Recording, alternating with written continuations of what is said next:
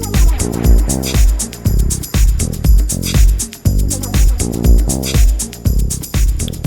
want to start an episode? Oh, well, I guess welcome back. I'm Brittany. I am a sex and relationship coach and sex worker of 22 years. And here's my co-host, Ed Charette. How you doing, folks? I'm a filmmaker, author, photographer. I'm major porn star.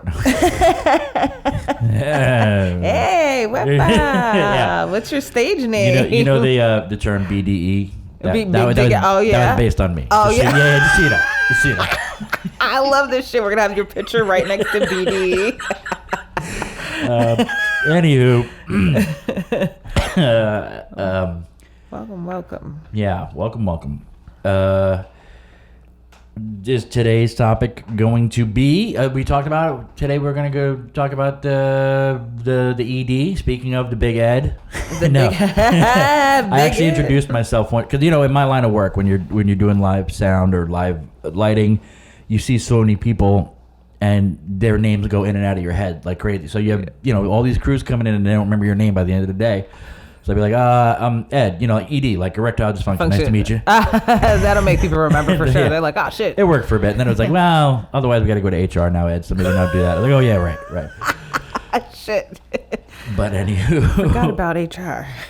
So in sexology, is there much talk about ED? Or tons of talk. Yeah, it's a huge topic. Even as a sex worker, that was a big. I get asked lots of questions, and there's a lot of anxiety around getting booked because a lot of men think that their penis needs to work in order for sex to happen. Okay, now I'm curious. What? You should be curious. Good. Sex doesn't have to involve full penetration. Blah, blah, blah, blah, blah. What I was just talking about, how I stumble over my words. Right. Blue, blue, blue. Yeah, sex doesn't necessarily have to involve penetration or a big hard penis. And you don't need it to orgasm. I feel like that's not what most guys think. I know. Because their part of the equation is the penis part. Right. Well, that's how they feel. And so, that's what we'll talk about. So we can try to destigmatize hard penises, and that it has to show up every time. That's a lot of pressure. It's a lot of pressure. Yes, it is. And getting in your own head about it. Yes, exactly. Yes. That brings in the performance anxiety, but we can touch on, so there's two sections of ED. There's erectile dysfunction all across the board. And that is when you cannot get an erection at all, at any time, even when you wake up in the morning, which is key prime boner. Time. Yeah. Yeah, and then there's psychological ED, psychological erectile dysfunction, and that is performance anxiety, lack of attraction. And that can be, because of it, it can be an endless cycle that you may be in a part where you think, oh, maybe I just can't get hard anymore. Right. Because sometimes you're asleep when you're in an erection, you don't realize it. You don't realize it. See, and that's and you get in your own way in your own head. Thank you. And that's not a part of. Not that I know. This is from what I hear from other people. Oh yeah, not self-related at all. And so that is a part of. It's a part of it, like that. Not knowing and.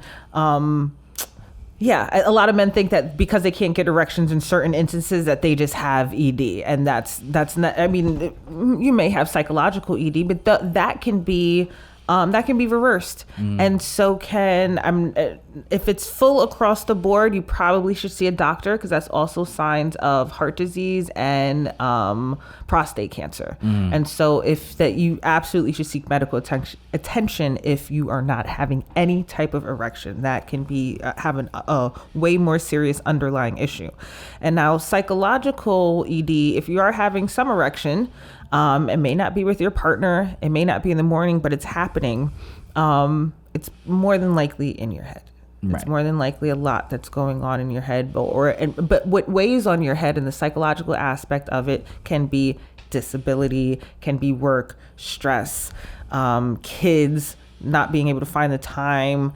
There's so many factors that can go into you not feeling turned on or sexual, or just you may be turned on and then not being able to either keep it up or ejaculate or there's so many different levels. And I think something because you mentioned physically, one of the things, because I had to talk about me, like it's everything about me. I have bad circulation in my legs, and I didn't realize for years, because you talk about heart disease, it runs in my family, blah blah blah. I'm huge dude, whatever. And the big veins that I have going on down there is like a sign of bad heart stuff, whatever. But I was given what do you call them?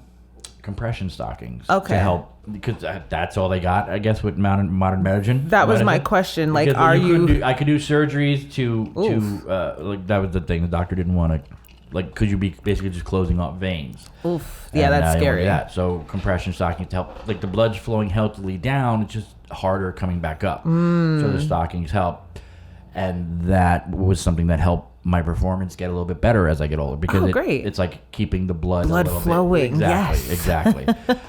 So don't give hope with that. I mean, sometimes, and it is a thing. And I was joking on the first episode about how I like the women on top. You know what I mean? It could be a thing too if you're physically, because I'm in a lot of physical pain, like from work sometimes. And just being on top can be a thing that just makes it go away. It's not like when I was younger where that guy's not going anywhere. We used to call him the Admiral. Like, when he's not going anywhere. He's coming in there strong and knocking shit down. You wake up in the morning, he's just like, out of tension. Yeah.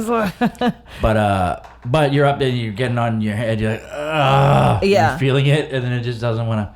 And then that can kill the mood and all types of stuff. And then now you're 10 times in your head. And then that doubles that. Exactly. I mean, we talked there earlier, last episode, I mentioned it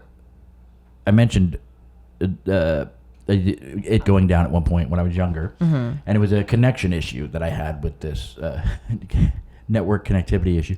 And it was clearly a psychological thing, but I was a willing participant, and it was like, I don't care. Like, I didn't want to be with her. You know what I mean? And that was it. Didn't happen for many, many years after that. But the next time it did happen, it was also with her or with someone else? Someone else. Okay. And I was almost 30 at this point, but the girl I was dating was probably 20, going to be 21. And like, we were, and this is our first time I'm going to do something, and it was like my penis grew a conscience, but they don't really tell you, like, because you're kind of programmed to just be like, oh, I'm this. Yes. You know what I mean? I have to get laid and do blah, blah, blah. Yeah. It's kind of how you are as a guy. That's a good point. Before you even continue, like, they don't tell you, are you having conversations growing up about your penis may not working all the time? Right. And that's the question. Why aren't men having these conversations? Because it is a real thing. It's made taboo, but it's 1 in 3 men are dealing with erectile, they aren't at attention 100% of the time. Yeah, but because what you're talking about, it's unraveling what it is to be a man. Right. You know what I mean? Especially in this world, it's hard to show, being vulnerable shows weakness and blah, blah, blah. So if I can't that, you know what I mean? Because especially once you come online and know what sex is, at least in my generation, I don't know how it is today. I'm assuming, people are still in class getting boners going, what the hell's going on? But you're just like programmed to like sex. Right. And not programmed, like, and that's like all you're doing for the better part of your life until you're married. Right. But I mean, like, you're always it's just kind of like ingrained in you. Yes. And it's part of the becoming more open with your feelings and all that stuff. I always felt was just being a good man, like a growing and whatever. Right. The rest of the world doesn't feel that way, or not everybody. What I mean? Yeah. So it comes down to the basic, that macho trying to be alpha dog thing, and the boners, like carries penis size, over. penis whatever. It's like, okay. So I get it that it's I lost my train of thought. I'm thinking like boner size. Right, but it being a thing, it's hard for people to even acknowledge, let alone talk about. Like, you know what I mean? Because it's a weakness, or it's not shows manly. Up, it's not, It shows up as a sign of weakness, right, as opposed to something that happens. And I think it's because of also the title, this erectile dysfunction. It's seen as something that's wrong, as something that's broken. It's a dysfunction, something that doesn't work properly.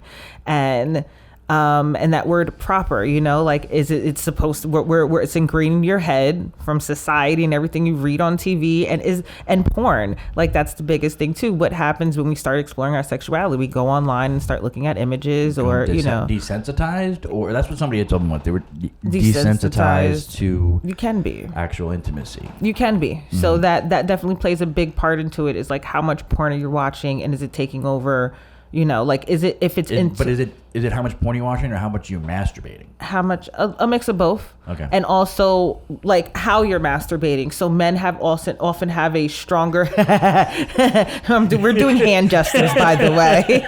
Sorry. And it's like men have a stronger grip, and so when they're masturbating on their penis, it's hard for that. Well, where else would they be masturbating, right? I mean, they could be masturbating with their assholes. Okay. Some people like ear touches and masturbating that way. People who can't. Yes. So, so when it's, you know, there's no way that a vagina is going to grip the penis in that way, or that a female hand can grip it in that way. Right. So it becomes, or do it the exact way you know. Right. And so, or she can't even touch it that way. The hand is usually this way, and your hand is now this way. So it's two. And so even that alone can show up as an erectile dysfunction, because you're just, you know, it's not happening the way, you know, you want it to happen during sex. So yeah, it can desensitize. You can desensitize yourself by how you're touching your penis. It could even be how fast you're going, and how hard that, like, no woman is going that fast on yourself, right? And so marry her if she is. No. Keep her in the basement. Yeah, and so, like, you know, relearning or like teaching yourself new ways to masturbate, so that will incorporate how your woman touches you, or how, you know, doing less of it can help too, or lessening your grip. That's a big one. But yeah, how you can definitely desensitize what's going on down there by constantly playing with it. Right. Well, I didn't mean to correct you with the porn, because I feel like porn, and we could do a whole series on porn, but sure. I have it. My specific kink on porn, my thing is, my wife, everybody makes fun of me. I like a well-produced porn. Like, coming from the lighting exactly. If they're using a good lens, if the lighting, you know, if it's like, if before the sex occurs, or what, if you take out the sex, it looks like a good image, a good shot. You're like, oh, you were in there. Now all you got to do is get the performances to match the quality of the level of the work that the director of photography put in. So my question is, how fucking long does it take you to find a porn you like, to get both of those in there? A very long time. And then find actors that you want to see do it. Right. That's kind of, sometimes you gotta be like, well. You got. I mean, literally, I was like blown away. I was like, dude, this could be a cinematographer's reel. I'm watching this thing, and it's like just a perfectly, like, I was like, it's a Coen Brothers movie, but better. Hysterical. And the girl comes in, she looks gorgeous and everything, and it's just like, oh, all right, well, that was the most boring sex I've ever seen. right. Like, whatever. But it was like a 5-minute buildup of, look at the way the light's coming in. The backlit really well. They have like good dynamic range with the Anyway. So your brain is like trained to see this shit. This is amazing. Yeah, that's the best part. I mean, you know, whatever. No, but seriously, how long does it take you to masturbate? Is it like a whole production? Do you need an hour? I gotta find the good stuff, or do you like spend all day like looking up it for when you're gonna masturbate later? I do bookmark stuff sometimes. Lots of bookmarks. I gotta spend a few minutes. Oh, yeah, okay, that's okay. Because I need to, yeah. Because I'm like, fuck, this could take it, and so that's another thing of that's moving into premature ejaculation. But like, we're taught in society to like, you know, it's a shameful thing. Do it quickly. You don't want to get caught, you know, type thing. We're not encouraged to masturbate. And so often we're doing it so quickly that, you know, we're like, let's get it over with, as opposed to being in it, you know, being in the moment. Like a 40-year-old virgin, where he like puts on the sexy music and lights candles. Turns the pictures around of his parents and stuff. It's so funny. Yeah. But to get back to ED again, Ed, that's me. So, I was talking about the second time it happened to me. I was 30 years old, and then she was like not young, like 21, you know, but I didn't think about it. It took me a while to even think of, because she chased me. But one of the most flattering things, because I was like trying to make movies down there. It was in Florida, of course. Look I got the young things chasing you as you're making movies. Right, Okay. exactly. There's not much going on in there, so what else do they have? But but she became like a groupie almost. She like showing up on set and shit. Well, no, but she because I still worked at a movie theater, whatever. When I was talking about this movie I was producing, we were trying to make a movie while I was down there, and she like asked for my autograph. Oh, that's so cute. I got a business card that she had me, and then she had a picture of me, and then autographed the thing, whatever. Dude, this is a movie. And then she basically came one day, or near my birthday, maybe I think it was. And it was like a photo. It was like a frame that opened up, and it was my business card, my autograph, and a photo. I was like, "Oh, thank you." She, "Oh no, it's for me. I'm keeping it. I just wanted you to know I'm a fan." I was like, "Wow." Oh shit! So, yeah. Dude, I love this. Yeah. So it was a thing. And no one's ever done that for me. Right? Damn it! The hell. But she was younger, and you could tell. Like when you. Like what was she? 21. She was going to be 21. So I'm 30. You know what I mean? That's a little bit of a difference. And who cares, right? But when she didn't know how to read an actual clock. Now, I don't know if it was because she was from a different generation or she was from Florida. But shit. I love you, Florida. I was there for many years. Never going back. I love you, Florida, too. But yeah, same. But yeah, and like she didn't pronounce crayons. She called them crowns. Crayons. Yeah, whatever. But yeah, so anyway, when the time came, I was like, yeah, and then he just was like, nah, I'm not gonna happen. And what it was, not to get too much detail. This is how I know my wife's not gonna listen to this podcast. She'll turn it off right now. You talking about other girls? I don't want to hear it. But like as we were getting comfortable, and I see her panties, and they're like cartoon characters on there. Oh. And I know, like sometimes it's my generation was very ironic, Yeah, like, but I was like, be like cool to have like Sonic underwear on, whatever, like your 20s, yeah, whatever. And I was just like, right down. Not gonna happen. So, and that, okay, whatever. Let's call it a one-off. And then years later, I moved back up to New York, and living life, doing my thing. And didn't rear its ugly head again until one of the worst experiences of my life. And it was a girl who for many years before that, I had a huge crush on. She like inspired one of my early novels, and like I was so into her. And now as adults, we kind of reconnected. She had just been divorced, and that's exciting. And I just got the guts to ask her out on a date, and I showed up to her place. Oh, I was always terrified by her, no matter what. Because I was just like, the minute I hung out with her, I was always like, I hate myself. Oh my God, I'm not good enough.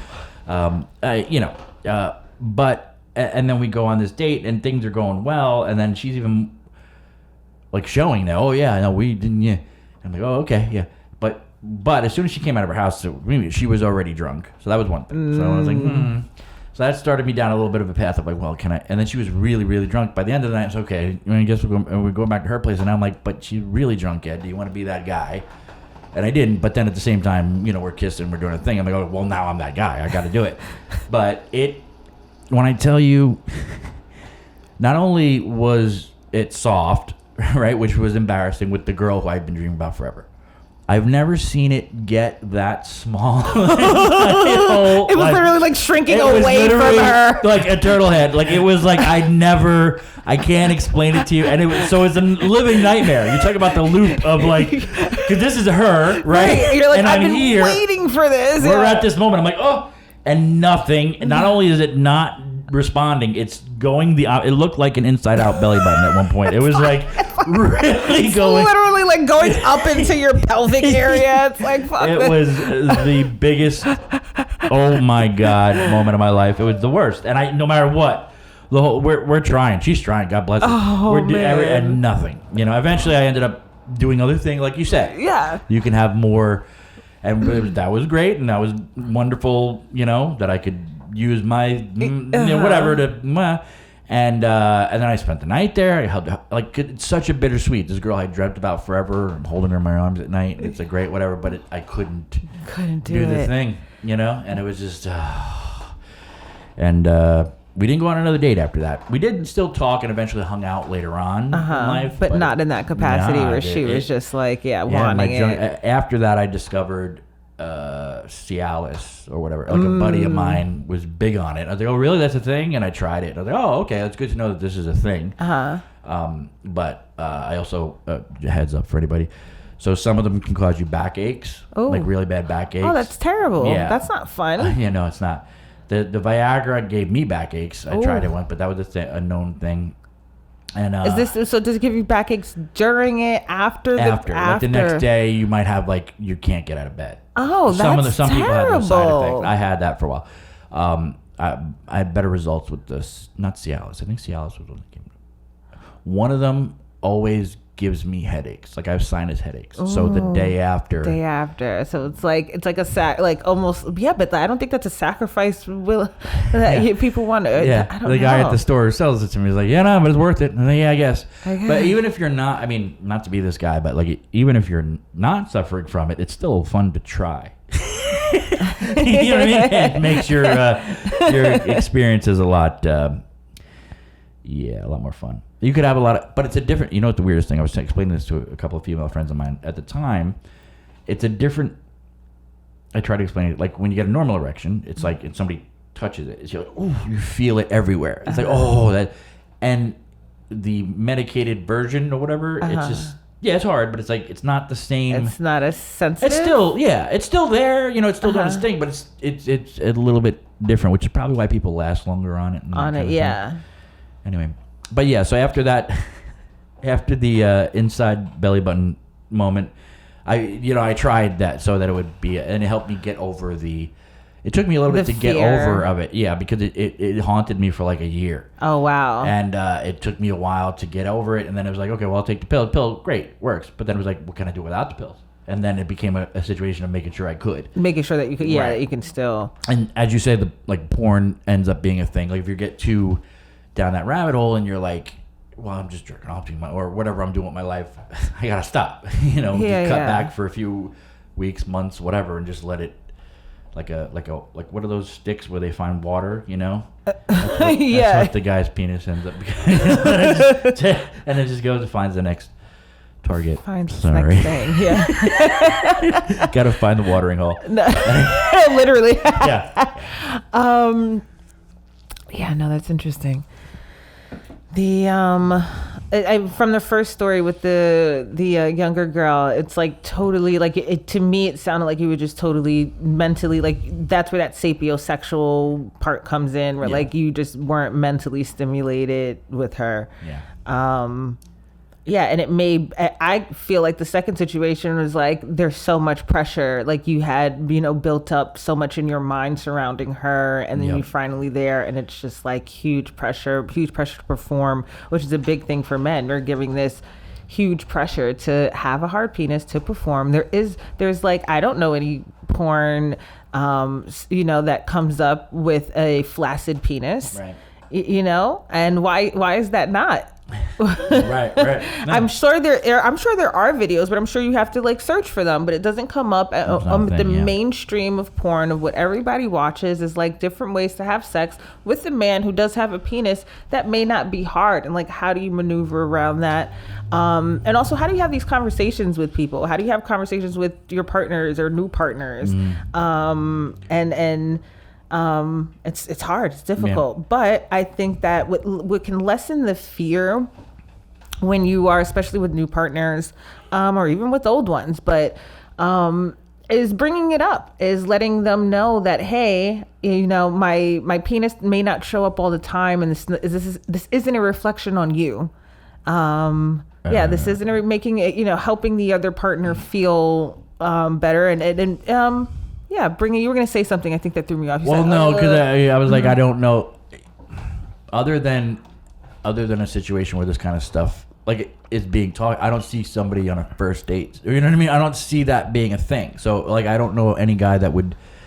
You don't open up with that on the first date, or maybe, but Maybe, and that doesn't necessarily have to be a first date. Right. Are you having sex talks on the first date? Is that something that you just want to put on the table? Right. So it may not be a first date thing. The glory of internet too, and everyone wants to fucking lay everything on the table with online dating before meeting someone. You know, maybe that's a conversation you could have beforehand, before even approaching the first date. You have that kind of barrier of texting or whatever to do that. But I feel, I mean, even in the moment, if you guys are getting excited and you're about to cross that barrier, slowing down and having a conversation and saying, hey, before we even get there, I want to let you know some things about me. You know, is that an easy conversation to have? No. And there's a lot of that thought that you start getting in your head because you're afraid to kill the passion and you don't want to ruin the moment, right? Right. But if it's something that you're struggling with and something that you're, you know, you're not working on, I wouldn't say not working on, but well, yeah, if you're not working on how to shift if it's a psychological if you ED. can't afford the pills every month. Yeah, if you can't afford the pills every fucking month, if you can't afford a sex coach like me, then yeah, bringing it up in conversation and letting your partners know, this is where I'm at, this is how it works, and I will totally be, you know, you may not be pleased, so that may not be honest, but being honest about what the sexual experience with you may or may not be like. And what you're bringing to the table, it may help, maybe it won't help, maybe you don't want to have those conversations, but then what does that feel like for you when knowing that it may or may not work, but you want to have the sexual experience and just hoping for the best, right? Like, I think you're already creating so much fear. Yeah, you want to have lead the truth. I mean, for me, it would be like if you're just starting to date somebody, or you want to tell, like, you know, for the most part, if you're having the issue, you're gonna get pills at some point, or you're gonna do something. You know, to get through the first handful of dates. Is that sustainable, though? Well, that's what I'm saying. But you could bring it up. You could bring it up at some point, and, you know, laugh it up. Hopefully, the relationship's good enough that you could, you know, have those kind of conversations. Yeah, have those conversations. And I don't think that's a bad idea. It's like, if you need, though, you know, to take some pills beforehand to get through the dating. And is that a plane? Right? No, I kind of like. It's a truck. It's a truck.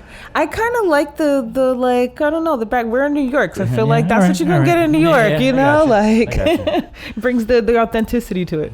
But anyway, what were we saying? We were talking about PP is no worky. PP is a brokey. You know what? Again, back to my first novel, and everything comes back to that. But so I had, you know, I remember I talked about it being like a trashy romance novel for men, like, or through a man's eyes. Whatever. Yeah. Good book.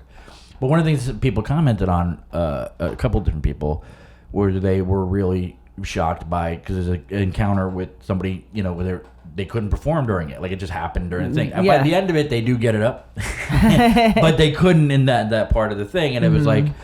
I was shocked by how people had commented on it, that it was so rare to see anywhere. But like, to speak to what you're saying of, like, nobody really talks about it, or at least in mainstream media or in porn, like, it's not something that you really do see anywhere. Do you know what I mean? Yeah, like, you don't see. Yeah, it's not a visual that's being presented to you. There's also like no alternatives. Like, what do I do if it doesn't work? Like, it's just not talked about. It's not discussed. Also, you know, the people who I feel are shocked by it. I also asked, like, well, okay, how many sexual partners have you had? You know, how much sex are you actually having? Are you switching? You know, are you? So I've had a lot of partners to be able to make that assumption that it's more common than we think, and that hard penises don't always show up. And especially in age too, like, it's not always an age thing either. I've had young guys coming in, you know, at 20 something, who have issues. And I think that's a lot of it is performance anxiety, or, they're even too scared to take off their underwear at that point, because it's just not, you know, it's just not doing its thing.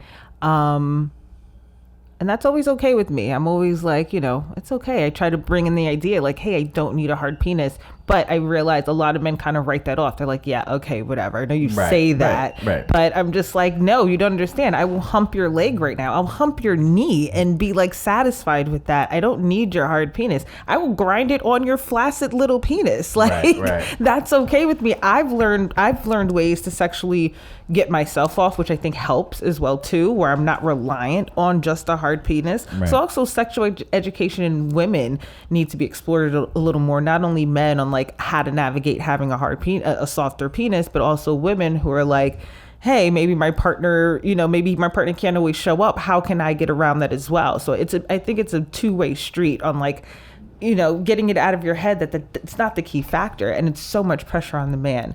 Before Somatica, I don't think I realized that. I was just kind of like, yeah, get hard. Like, why aren't you hard? Like, what the fuck? Like, and then like putting it on me, making it about me. Well, are you not attracted to me? Right. Well, what's happening? And then like getting mad. And so this like stages, like, you're not hard. Are you not attracted to me? And then like angry. Cause then like, well, other guys get attracted to me. What the fuck is wrong with you type shit? And like, it's not cool. That's not nice. Like, and like, it doesn't help the problem. It certainly doesn't help. And then, but I think that was lack of education and lack of knowledge. And like, I wouldn't say before Somatica, because I think sex work has just helped me realize that like it's not just the cokeheads who are coming in who have soft penises. I just wish that more men, which I know it's a hard conversation to have, but coming in for a sex work appointment and only booking for an hour, knowing you have ED, letting me know beforehand so I know what I'm working with and not expecting. But at the same time, I don't necessarily need to know that anymore. I think that's where Somatica came in and helped me with clients where, if a client comes in sex work without a hard penis, I don't need him to tell me beforehand. I've already mastered on how to work around that. Right. So, yeah, it doesn't really, affect me too much. And do you find, since the advent of pills? Pills? I don't know why I said it. Since the advent of ED drugs, and now they're being more available with like websites like Hims or I saw some of them. Yes, I like Hims. So Hims, it's hers. Yeah. And Hims has weight loss stuff now. Yeah, they have like different, different things on their sites, which I think is great. Yeah, accessible. I would just say do your research on the medications beforehand, like you said, with the side effects and whatnot. I don't even let you finish your question. What was your question? I don't remember. So how much has it changed since those have become? Have you seen less people affected with it, less of your clients affected with it since those the pills have existed, or haven't really seen a difference, or do you think most of them don't do it, or they try, or like CIALIS and VIAGRA have been around for a while, but now things are more, like I said, like Hims. More accessible. I just saw some other one, Row or something. Just a whole bunch of different blue something. Obviously, I'm getting all the ads on my phone. Your algorithm is telling you something. And I keep making jokes too. And I did for a while on Instagram and stuff about ED being, because that's my name and that's how people remember it. The whole stupid thing. But I got in the algorithm real fast when I made those jokes. But yeah, so, but like I was wondering, do you still see it as a thing, even though these pills exist? More accessible. Even some of the gas station shit that you probably shouldn't be doing because who knows what's in them. What's in them, right? But they work, some of them. Some of them, you find the right ones. Like, holy crap. Shit, yeah. It was like, but, and like really, like, but, yeah, so I was wondering. So it's hard because over the last few years I've seen a lot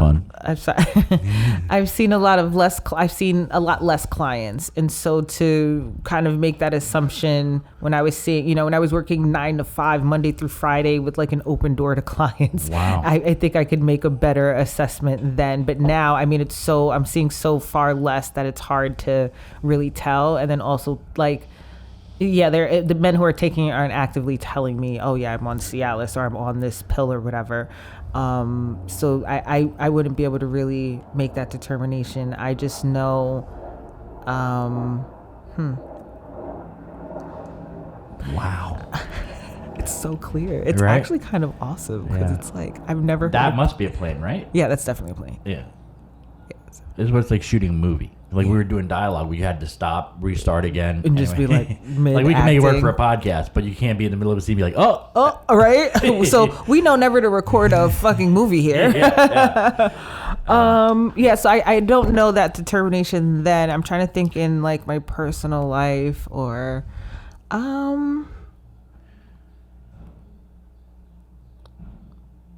I really don't know. I feel like I'm still seeing flaccid penises around. Like I still like they're still there. They're still out there. I'm still trying to navigate them. I think a lot of men are afraid of the medication because of the side effects and whatnot. If I were to recommend a medication without knowing how bad this, the headaches are, the backaches are, was a CIALIS, because it's the one that doesn't alter your mental as much as the other. Like the other ones have the VIAGRA. Yeah, like that has a high number of like brings on depression, like things like that, as opposed to CIALIS. There's something other that's beneficial for CIALIS, and then there's one other medication.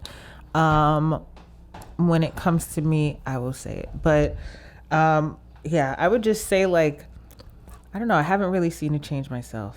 Now that you mentioned, I was going to bring it up before. One of the things, it did happen to me again in my life, but I was on depressants.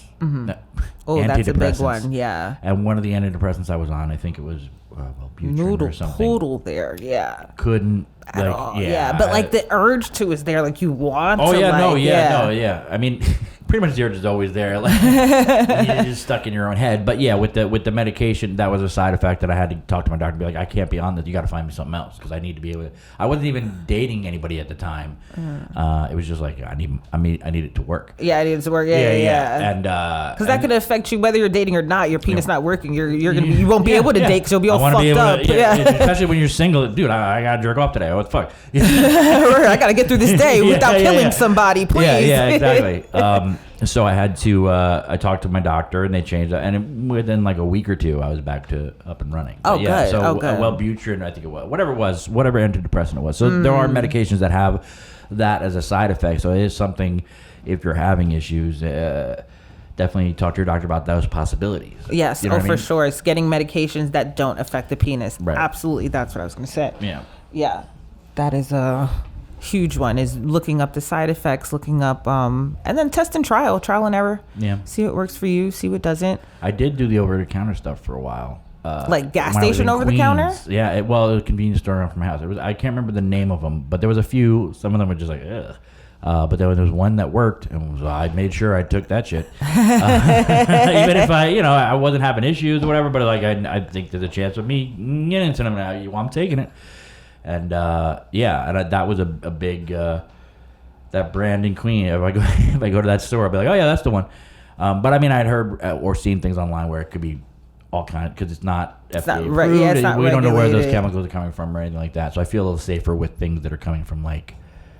Some kind of regulation. Someone you can blame or sue if you get all fucked up. Yeah, exactly. I would also say, I mean, health plays a huge role in it too. And so like trying to go, the healthy route, doing ginseng and ginger, all the shit that like naturally boost your. Those are some of the key ingredients in those ones. In those pills, right? Yeah. They're just like helping you get there quicker. So like if you just incorporate some of that shit into your normal diet, like that can totally help. I'm all about let's seek natural ways before we, go to the hard medication. I'm afraid of being reliant on it and like feeling like you always need Cialis or Viagra or something, as opposed to like, hey, let me see what internally is going on. It's going on mentally first before I go over to seeking medication. Right. Yeah. I would go right for the pills, guys. But and then but I'm being serious in the sense that like because it is in your head. It's so in your head. You know what I mean? And you don't have time. You know what I mean? Like you want to. Most people don't. The weekend's coming up, and you're gonna want to get laid. And changing your diet in like 4 or 5 days is not gonna be enough. It won't. So those are long term. I would think talk to your doctor or do a thing. I think, but yes, but also I mean your diet in general. Like I said, I'm what am I? 90 pounds overweight. So you say. Yeah, it's more. I was lying. You're like, it's more. Yeah. No, I was thinking less. I am 6'4". I was going to say, you're tall as hell. Yeah, right. Yeah. No, also, what fucking other charts are the doctors following? Some like paleo person from... I said this to somebody a few years ago because it was like, I work in the city and you're working around a bunch of hipsters and everybody wants to open their mouth every day you're eating something. Like, oh, you shouldn't be eating that. And I was like, well, number one, I've already outlived you. You're like 25. So shut up. Right, like, fuck you. And number two, it's like, I already forgot what I was going to say. What was I saying? Food, eating, health. Oh, yeah. My thing was, if it wasn't unhealthy, because I'm older now, I actually enjoy being a big dude. I don't mind being this big. If everybody was this big, I'd want to be small. But since not a lot of people around me are this big, I like it. I'm 6'4", I'm huge. But because of my age, and it's killing me. You know what I mean? Like it's a lot of pressure on my heart, so it's unhealthy, and it makes me ache more. And I'm a very physical job some days, so it'd be great if if I lost the weight, I'd be, all more better overall. But I don't mind being a big dude. You know what I mean? I kind of like it, like I said. But then again, I only thought that after I got married. After you solidified everything, after you locked it in. But when I was younger, I had really bad acne. Like from, I can't remember what age it started, but it was bad. And it lasted for a while into my 20s. And I had to create, I just had to have a personality at that point. It made me, more charming, more, come up with a thing. So having, being overweight, it's like, it's just another thing to overcome. But now, like, people are so anti, like, you get, in the city especially, it's like if you're a smoker or you're overweight in certain scenarios, you just look down upon. It's kind of weird. Yeah, like your quality of life is less because, whatever. Because you don't fit people's narratives. But, I would like to lose the weight just to make it, my joints hurt less. But, like I was saying, I have my leg problems or whatever, things that will just help overall. I say the same too. I feel like my gut health isn't the best, and I've gained a lot of weight. It's probably the heaviest I've been, and like I just feel like I'm not as sexual. Like my libido is definitely less, and I feel it's because I don't feel I could move as much now. My belly moves when I walk now, and so like that's totally new. My body's different, and like I don't feel I can move. My knees fucking hurt. Like even I made a video content yesterday in the hotel right before checkout. I was supposed to meet the dean of the school I teach at, and he hits me up and he said he had a dentist appointment. So I was like, fuck it, I'll just make some content in the hotel. And I have these suction dildos that I like try to put on the wall and on the floors, and I had to keep stopping like after a few like up and downs because my knees don't work. Like they fucking hurt. And so a lot of it, and I'm like, what I was also thinking too while I was standing at the funeral is my knees aren't used to all this weight, like my body and my feet. So like everything fucking hurts now. So I feel like I would just be way more sexual. And like if I lost a little weight, I think weight and the weight shame and what we're told in society that like we'd be these functioning, we're like sex magnets if we lost the weight. I think that's a huge part of it too, is like what we're fed. Like yes, everything hurts too, but like we could still have amazing sex with our big ass bellies. Like our bellies aren't even that big, but that's how we feel. Like mentally, I feel like it's fucking huge. It does get to waste sometimes. So it does. It can. We're like rubbing fucking bellies together. Oh Jesus! And I gotta tilt this way. Right. But you work with it. You work with it, man. Yeah. And all what's different? It's like not different, but like we like to mourn, we don't mourn enough like what we used to be, and like we like hold on to that, like, well, I used to do this, and it's like, yeah, but you're not 20 anymore. Now your body has changed, and let's get used to the new body. Right. Let's figure out how we can work around our bad knees and our, do we necessarily mean that like, oh, we should just give in and like not try to fucking help ourselves? No, but also like I'm not gonna be bouncing on dick the way I did in my early 20s. I'm almost 40 now, so like I may have to sit around. Sorry. I love it. Are you sure that's your early sexuality? You might be a little fluid. Are you? It's a long road, but I can't. But yeah, so yeah, I didn't mean to cut you off, but yeah. No, please cut me off. Bouncing. Yeah, no. No, so let me ask you, is this really aggressive when I am bouncing on penises? Do I need to curb what I'm saying a bit? No, I would open it up to the people listening. I'm 100% fine with it. I like it. It's fine. Natural. It does. I was in a podcast where they're just like, F this, F that. Like they're just so much, but it just feels natural. You're just talking about who you are. So they're here for you, then it's fine. Okay, good. Because I can get a little vulgar and like bouncing off of dicks. Yeah, I get it. Yeah. Some people see it as vulgar. Some people see it as a Friday night. I think you're cool. Thank you. What was I saying? Oh, so I forgot what we were talking about. I mean, we were talking about Ed. Medication. Losing weight, because that was a big thing for me, is losing weight, and I want to be able to have a kid. And I've been to a doctor to find out if it's me or her. I just assumed that's what it is. But either way, it'd be better to be able to work a long, hard day and just feel less aches and pains than carrying another 100 pounds around. Anyway, absolutely. Same. Yeah.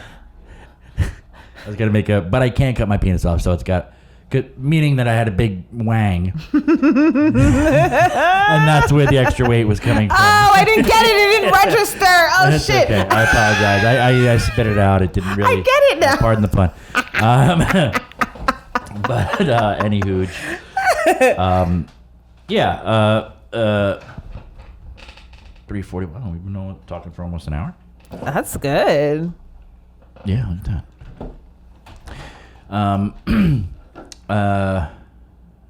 What else? I mean, we were talking about ED.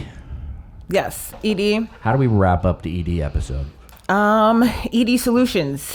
What we talked about before, medical solutions, sex coaching solutions. That's where I come in. Knowing your core desires, enhanced embodiment, following your impulses, understanding your attraction, revising expectations, learning to arouse your partner, resolving feelings, and communicating about ED. I think those are some. Can I? Absolutely. Can I also say one? Because we talked about it earlier, that it's not really in the conversation much, or maybe a guy doesn't feel comfortable talking about it, unless his friend if somebody has a friend who opens up about it, then they'll talk about it. Yes. But if you have a therapist or somebody, it's somebody to talk to kind of just get that conversation open, because maybe you don't need medication. Maybe there is a psychological block, like I said about with the one girl who I just could not stand, or whatever the thing is, you know what I mean? And it could just be a thing, and you just maybe need to talk it out, or maybe talk it out with your significant other. Yes. But something to kind of get, maybe it's not one of those things. Maybe it's just you like that you would rather have your woman in red underwear, and then that's your thing, and that's what turns you on. Right. But ultimately, talking to somebody in therapy talking to someone will help you figure out if you like someone in red underwear. Right. That's what I meant. Yeah.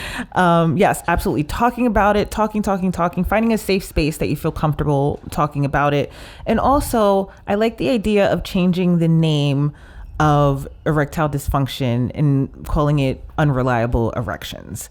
And so I feel like there's less stigma around it, and it's less of a dysfunction as opposed to just something that doesn't always show up. That may be difficult, but I like to bring that narrative into the world when talking about erectile dysfunction. Say it again, unreliable erections. Well, then it's not ed anymore. It's not ed anymore. I need it to be more. You need it. I need to be on everybody's mind when they can't get a boner. Think of ed. Think of ed. That's my high school days. Wait, what? That's your high school. Oh shit. They don't like that. Yeah. My mom just jumped off the shelf like, yo.